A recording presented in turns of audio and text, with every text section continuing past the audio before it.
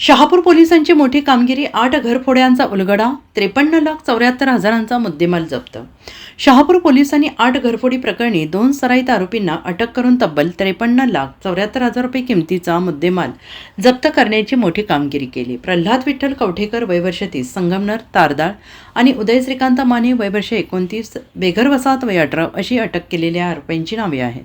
हरी मारुती चोपडे वय वर्ष 44, ज्ञानेश्वर नगर निम शिरगाव रोड यांच्या घरफोडी प्रकरणी दाखल गुन्ह्याच्या तपासातून हा उलगडा झालेला आहे. 1 डिसेंबर रोजी दुपारी 3 ते 4:15च्या दरम्यान चोपडे यांच्या घराचे कुलूप उचकटून चोरट्यांनी 5,76,000 रुपये किमतीचे सोन्याचे दागिने लंपास केले आहेत.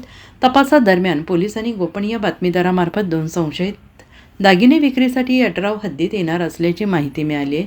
त्यानुसार सापळा रचून दोघांना ताब्यात घेण्यात आलेला आहे. चौकशी सुरुवातीला उडवाउडवीची उत्तरे दिल्यानंतर अखेर त्यांनी गुन्ह्याची कबुली दिली आहे. Bureau report, SBN Marathi.